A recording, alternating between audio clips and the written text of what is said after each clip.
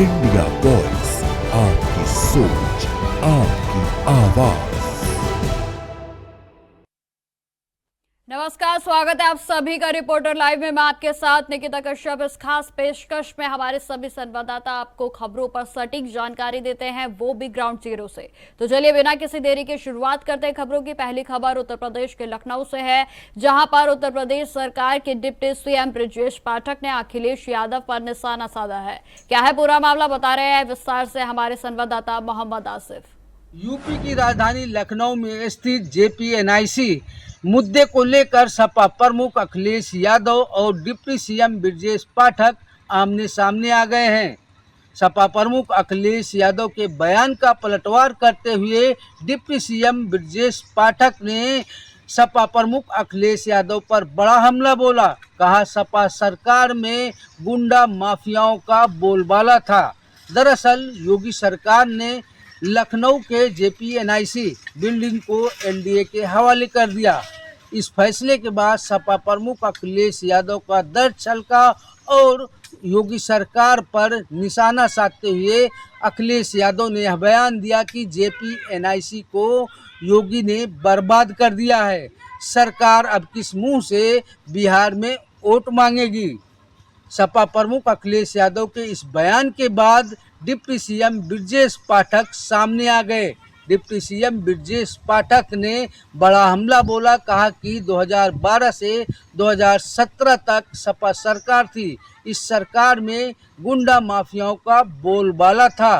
कानून व्यवस्था छिन्न भिन्न हो चुकी थी। जंगल राज कायम था, जिसे अब भी लोग नहीं भूले हैं। अब देखना यह है कि डिप्टी सीएम ब्रजेश पाठक के इस बयान का सपा प्रमुख अखिलेश यादव का क्या जवाब रहता है, क्योंकि जैसे जैसे 27 का रण नज़दीक आ रहा है, वैसे वैसे नेताओं की जुबानी जंग तेज हो चली है। सहयोगी इसरार के साथ आसिफ बेग, इंडिया वॉइस, लखनऊ। खबर लखनऊ से ही है, जहां पर छांगुर बाबा की गिरफ्तारी के बाद चौंकाने वाले खुलासे हुए हैं और खबर पर अधिक जानकारी दे रहे हैं हमारे संवाददाता मोहम्मद आसिफ। यूपी एसटीएफ ने अवैध रूप से धर्मांतरण कराने के गिरोह का भांडाफोड़ करते हुए 50,000 के इनामी झांगुर बाबा को गिरफ्तार कर लिया है। यह गिरोह विदेशी फंडिंग लेकर हिंदुओं को धर्मांतरण करा रहा था।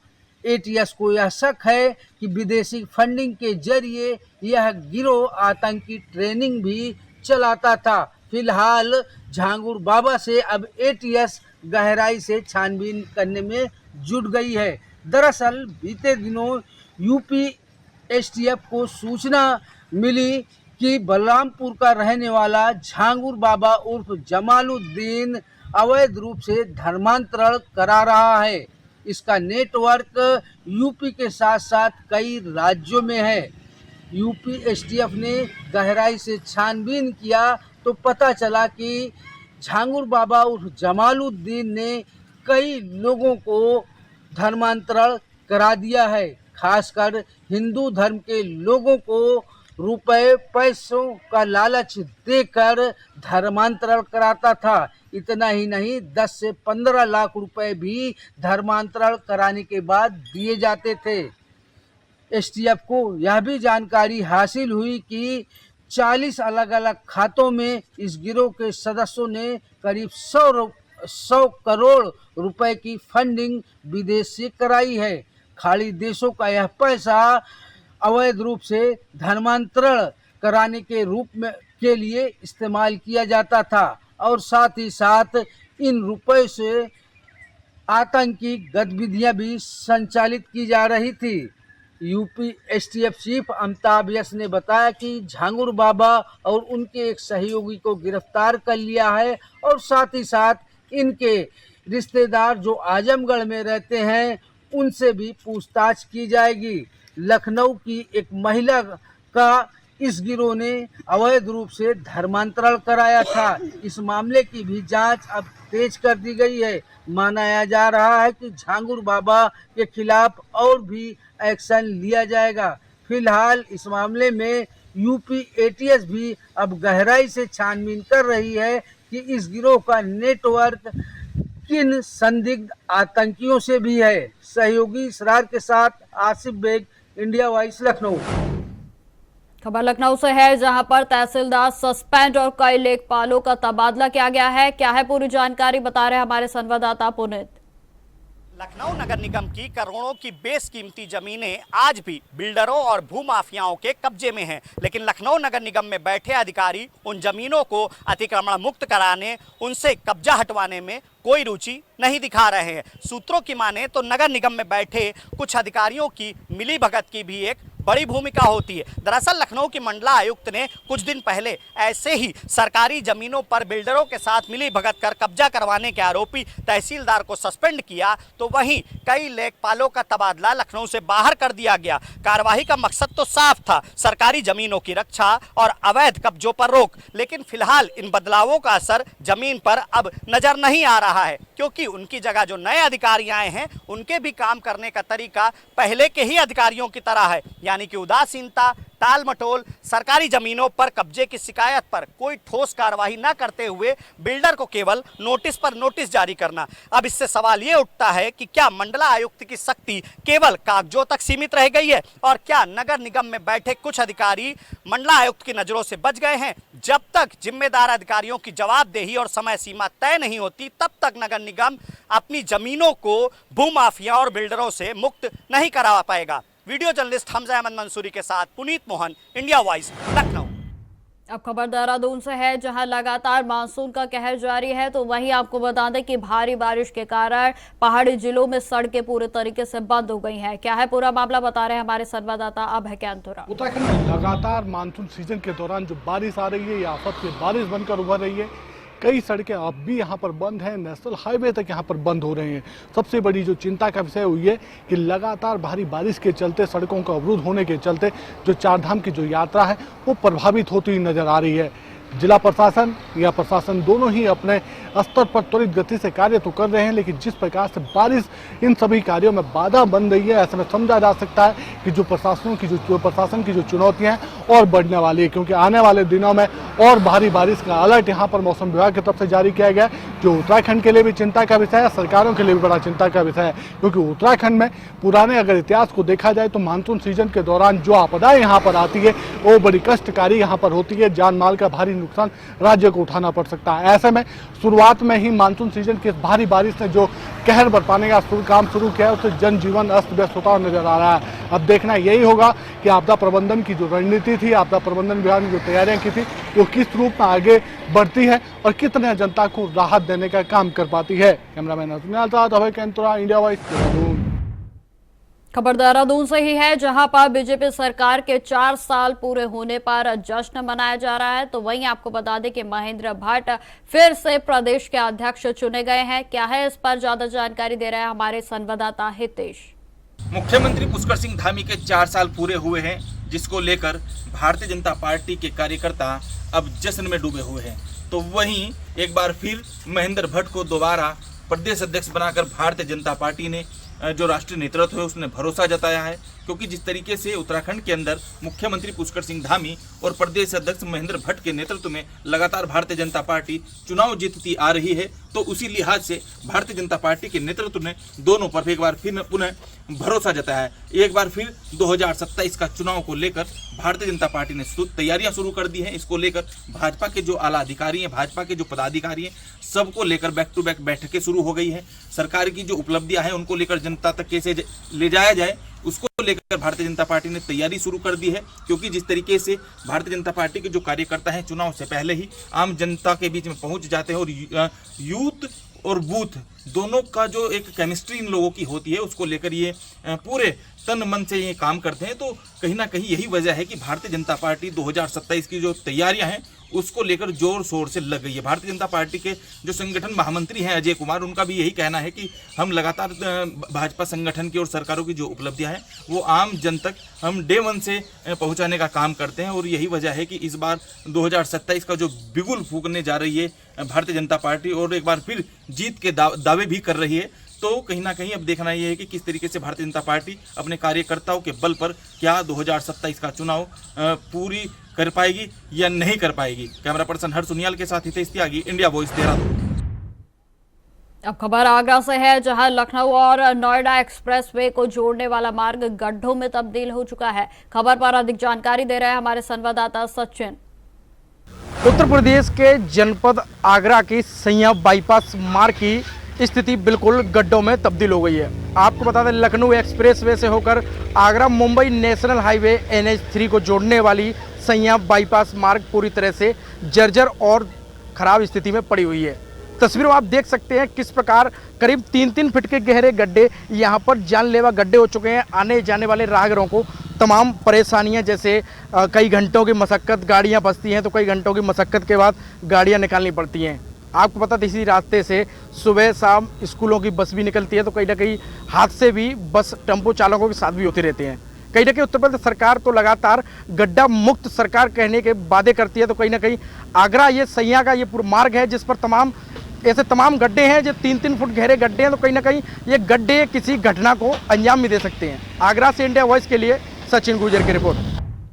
अब खबर संभल से है, जहां पर प्रेम प्रसंग का एक अजीबोगरीब मामला सामने आया है। आखिर क्या कुछ है मामला, जानकारी दे रहे हैं हमारे संवाददाता सतीश। हम खड़े हैं जनपद संभल के बनीठा थाना क्षेत्र के मोहम्मदपुर गांसी गांव में, जहां पर एक अजीब गरीब मामला सामने आया है। जहां पर एक लड़की जो है अपने प्रेमी के घर पर आकर बैठ गई है। उसका कहना है कि मैं अपने प्रेमी से ही शादी करूंगी और उसका कहना है कि मैं यहाँ से उठकर नहीं जाऊंगी। इसी को लेकर के प्रेमी के परिवार वाले जो हैं, यहाँ पे जो प्रेमी है वो उनके घर पे आके बैठ गई है और उनका कहना है, जो लड़की है, कि मैं अपने प्रेमी से प्यार करती हूँ। लंबे समय से 4 साल से उसका प्रेम प्रयास चल रहा है। इसी को लेकर के उसका ये भी कहना है कि उसके परिवार वाले नहीं मान रहे हैं और कई बार उसने अपने परिवार भाई को समझाने का प्रयास किया, लेकिन पिता ने भी मना कर दिया कि हम यहाँ जो है गांव के जो हिसाब से शादी नहीं करने के। लेकिन ये मुस्लिम समाज है, यहाँ पर जो है दोनों ही मुस्लिम हैं, एक ही बिरादरी के हैं, जाति के हैं। और जब इस लड़की से हमने बात की गई तो वो लड़की का कहना है कि मैं शादी यहीं पे करूँगी, मैं कहीं नहीं जाऊँगी, चाहे कुछ भी हो जाए। पर लेकिन उसके परिवार वालों को सूचना मिलती है लड़की के, तो लड़की के परिवार वाले आते हैं। आने के बाद में परिवार के साथ में मारपीट करते हैं और उनके जो घर वालों का आरोप है कि लड़के पक्ष का आरोप है कि यहाँ पर आए 14-15 लोग और उन्होंने मारपीट की गई। मारपीट के दौरान कई लोगों को चोटें भी आई हैं। लड़की के गले पर निशान हैं और लड़की को खींच के ज़बरदस्ती घर पर लेके जा रहे थे। लड़की ने मना कर दिया कि मैं कहीं नहीं जाऊँगी क्योंकि मैं अपने प्रेमी के साथ रहूँगी। लड़का पक्ष तैयार है निकाह करने के लिए, पर लड़की पक्ष है वो तैयार नहीं है। पुलिस मौके पर आ गई है, जांच में जुट गई है। गांव के में इस बात की चर्चा ज़्यादातर मोहल्ले में चर्चा चल रही है। सभी लोग इकट्ठा हो चुके हैं और इस बात का निर्णय कर रहे हैं कि लड़की के लिए घर भेजा जाए या निकाह कराया जाए। अब देखना होगा इसमें क्या कार्रवाई की जाएगी। कैमरामैन प्रसन्न के साथ मैं Satish Singh, India voice news Sambhal. अब खबर रायबरेली से है, जहां पर कांवड़ यात्रा को लेकर जिला प्रशासन पूरी तरह से अलर्ट है। क्या कुछ तैयारियां की गई हैं प्रशासन की ओर से, बता रहे हैं हमारे संवाददाता राजू तिवारी। पवित्र सावन माह में कांवड़ यात्रा निकाले जाने की तैयारी को लेकर रायबरेली जिला प्रशासन अलर्ट मोड में देखने को मिल रहा है। बता दें कि सावन में शुभ भक्तों द्वारा कांवड़ यात्रा निकाली जाती है, जिसको लेकर शासन के द्वारा गाइडलाइन जारी की गई है कि कहीं पर कोई प्रकार की समस्या न होने पाए। तो इसी के मद्देनजर रायबरेली जिला प्रशासन अलर्ट मोड में देखने को मिल रहा है और आज रायबरेली जिला अधिकारी हर्षिता माथुर और पुलिस अधीक्षक डॉक्टर यशवीर सिंह ने कई मंदिर और गंगा घाटों का निरीक्षण किया।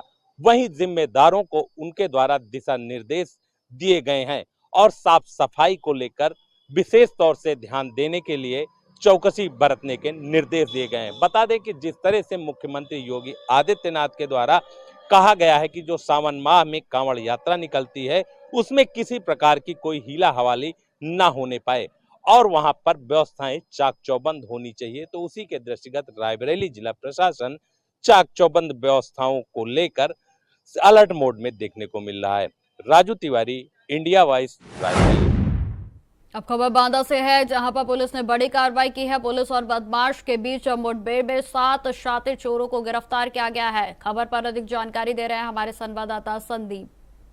प्रदेश के बांदा में आज पुलिस को एक बड़ी सफलता हाथ लगी है, जहां पर मोटन थाना की पुलिस के द्वारा और एसओजी टीम के द्वारा 7 चोरों को गिरफ्तार किया गया है मुठभेड़ के दौरान, जिनके द्वारा चोरी की घटनाओं को अंजाम दिया जाता था। ये जो 7 आरोपी पकड़े गए हैं ये अंतर जनपदीय अंतर्राज्यीय चोर गिरोह है जिसको आज पुलिस के द्वारा गिरफ्तार किया गया मुठभेड़ के दौरान। बताया जा रहा है कि कल देर रात जो है इस मटौन थाना पुलिस और एसओजी टीम के द्वारा लगातार क्षेत्र में गश्त की जा रही थी। उसी दौरान स्टेशन में जब पुलिस के द्वारा गश्त करना शुरू किया गया तो वहां पर लगभग 7 संदिग्ध लोग जो है दिखाई दिए। जैसे ही उन्होंने पुलिस को देखा तो उन्होंने भागना शुरू कर दिया। उसी दौरान उनके द्वारा पुलिस पर फायरिंग की गई। फायरिंग करने के दौरान जब पुलिस ने अपने बचाव को लेकर के उनके ऊपर फायरिंग की तो उनमें से एक आरोपी की पैर में गोली लग गई थी, जिसके बाद सभी आरोपियों को पुलिस ने गिरफ्तार कर लिया। उसके बाद जो घायल आरोपी था उसको उपचार के लिए जिला अस्पताल में भर्ती कराया गया था। देखिए जिस तरह से पूरा मामला जो बताया जा रहा है पुलिस के द्वारा, ये बताया जा रहा है कि इनके द्वारा बस, टेम्पो, टैक्सी वगैरह में सफ़र करने के दौरान जो यात्री वहाँ पर सफ़र करते थे उनके साथ ये भी सफ़र करते थे। उसी दौरान जो है ये बैगों की चैन खोल करके या बैगों को काट करके उसके बाद उनसे सोना रखा हुआ सोना, चांदी, पैसा इत्यादि की लूट किया करते थे। ये लगातार कई दिनों से इस घटना को अंजाम दे रहे थे। आज पुलिस को एक बड़ी सफलता हाथ लगी है। तो फिलहाल पुलिस के द्वारा जो आरोपियों के पास से जो माल बरामद किया गया, लगभग 17 लाख रुपए की लागत का सामान इनके पास से बरामद किया गया है। उसके साथ ही उनके पास से अवैध तमंचे और जिंदा कारतूस भी बरामद किए गए हैं। अब देखना ये है कि पुलिस के द्वारा जो ये कार्यक्रम किया जा रहा है, लगातार ये कार्यक्रम जारी रहेगा या जो और भी जो आरोपी हैं इनके गिरोह के जो आरोपी हैं उनको भी क्या पुलिस गिरफ्तार कर पाएगी, ये देखने वाली बात होगी। इंडिया वॉइस के लिए संदीप कुमार, भांडा। खबर गाजियाबाद से है, जहां पर कांवड़ यात्रा के लिए परिवहन विभाग ने 350 से अधिक बसों की व्यवस्था की है। क्या कुछ खास इंतजाम रहने वाले हैं, बता रहे हैं हमारे संवाददाता प्रथम। गाजियाबाद से लेकर हरिद्वार तक इस बार कांवड़ यात्रा और भी खास होने जा रही है। आपको बता दें 11 जुलाई से शुरू हो रही इस कांवड़ यात्रा के लिए परिवहन विभाग ने 350 से ज़्यादा विशेष बसों का इंतजाम किया है। इन बसों में न सिर्फ सुरक्षा और सफाई का ध्यान रखा जाएगा, बल्कि हर बस में भक्ति में माहौल देने के लिए भजन और भक्ति गीतों से सजाया गया है। आपको बता दें कि इस बस में भक्ति का एक चलता फिरता मंदिर, जहाँ गूंजते भोले के भजन। आपको बताया कि कांवड़ियाओं की सुरक्षा ही नहीं, उनकी श्रद्धा के लिए भी इस बस में पूरा ध्यान रखा जाएगा। सरकार और प्रशासन की कोशिश यही है कि हर श्रद्धालु बिना किसी रुकावट के अपनी आस्था के इस पावन यात्रा को सफलतापूर्वक पूरा कर सके। गाजियाबाद से मैं प्रथम चौधरी, इंडिया वॉइस, गाजियाबाद। अब खबर मेरठ से है, जहां पर मेडिकल कॉलेज में नहाती हुई युवती का वीडियो बनाकर ब्लैकमेल करने का आरोपी के बाद उसकी गिरफ्तारी हो गई है। क्या है पूरा मामला, बता रहे हैं हमारे संवाददाता शाहरुख। उत्तर प्रदेश के मेरठ मेडिकल इलाके में मौजूद मेरठ मेडिकल में एक युवती को नहाते में एक आरोपी ने उसकी वीडियो बना ली और वीडियो बनाने के बाद अपने मोबाइल से उसके नंबर पर सेंड करते हुए उसको शारीरिक संबंध बनाने का दबाव देता रहा, ब्लैकमेल करता रहा। हालांकि पीड़ित ने जब इस मामले की शिकायत की तो मेरठ मेडिकल थाने में इस मामले में मुकदमा दर्ज कर लिया गया है। आपको बता दें, मुजफ्फरनगर का आरोपी मेहताब एक लड़की के चुपचाप नहाते हुए की उसकी वीडियो बना लेता है और उसको फिर परेशान और ब्लैकमेल लगातार करता रहा। हालांकि अमरोहा की रहने वाली पीड़ित अपनी मां का इलाज कराने मेरठ मेडिकल में आई थी और इसी के चलते उसकी नहाते हुए की वीडियो बनाई गई। बताया जा रहा है कुछ दिन पहले भी एक पीड़ित का एक तीमारदार ने ही बलात्कार कर दिया था, जिसका संज्ञान उत्तर प्रदेश के उप मुख्यमंत्री ब्रजेश पाठक ने लेते हुए व्यवस्था सुधारने के लिए सख्त निर्देश दिए थे। लेकिन उप मुख्यमंत्री ब्रजेश पाठक के निर्देशों को ताक पर रखकर लगातार अब घटनाएं बढ़ती जा रही हैं। अभी कुछ ही दिन बीते थे कि वो घटना अभी तक दबी नहीं थी, एक घटना और बड़ी खड़ी हो गई है। तो सवाल मेडिकल प्रशासन पर खड़े होते हैं कि आखिर क्यों व्यवस्था नहीं सुधारी जा रही। मेरठ से इंडिया वॉइस के लिए शाहरुख सर।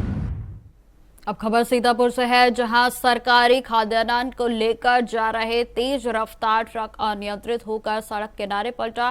क्या है पूरा मामला, बता रहे हैं हमारे संवाददाता नंद किशोर।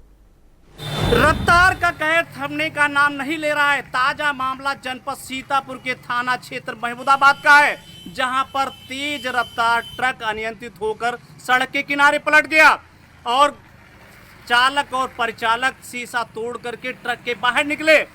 परिचालक की माने तो 4 कोटेदारों का खाद्यान्न सीतापुर डिपो से लादकर रामपुर मथुरा की तरफ जा रहे थे। तभी ड्राइवर को नींद की झपकी आ जाने से ट्रक अनियंत्रित हो गया और देखते ही देखते सड़क के किनारे पलट गया। सूचना मिलते ही मौके पर पहुंची पुलिस ने खाद्यान्न को व्यवस्थित कर जांच पड़ताल शुरू कर दी है।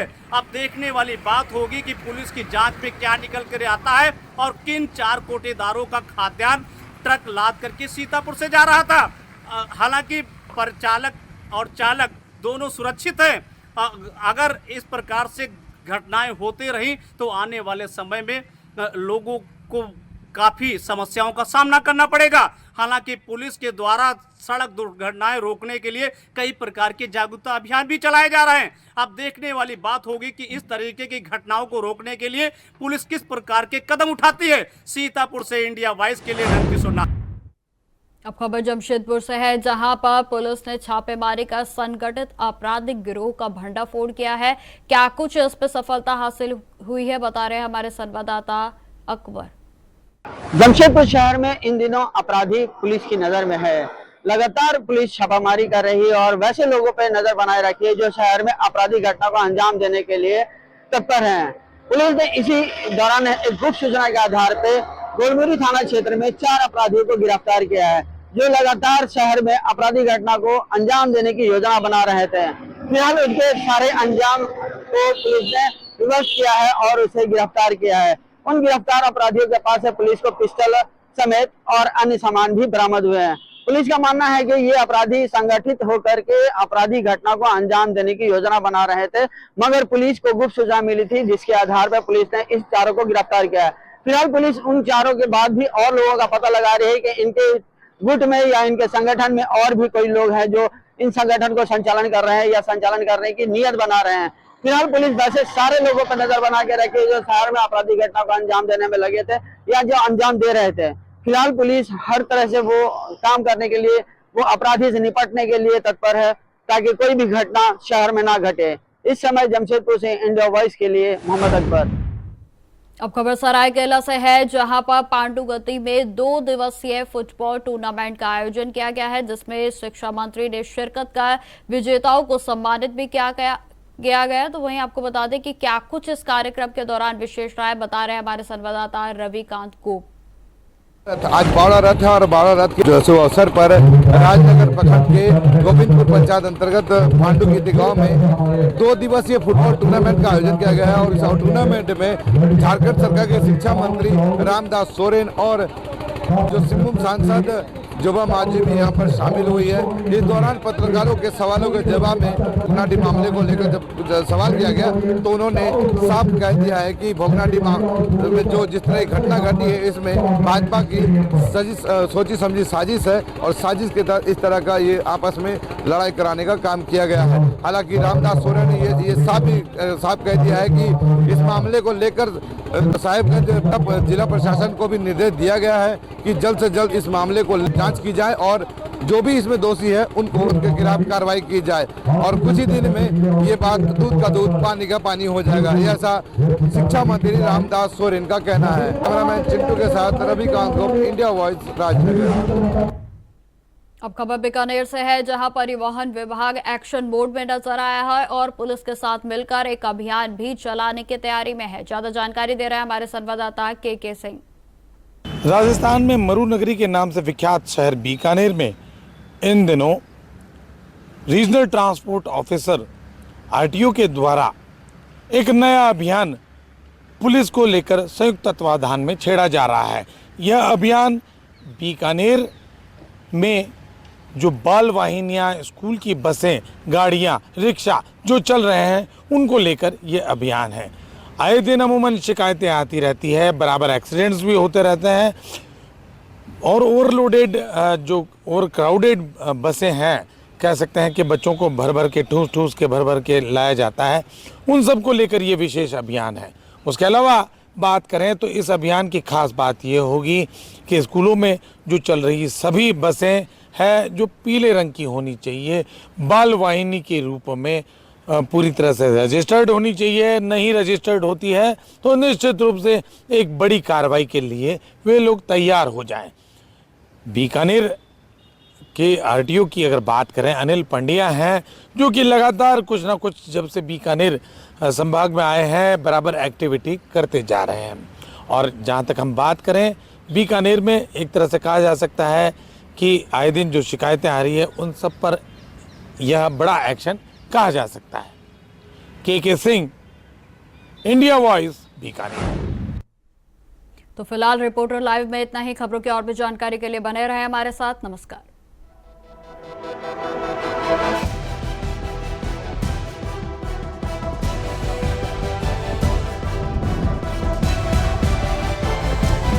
इंडिया वॉइस, आपकी सोच, आपकी आवाज।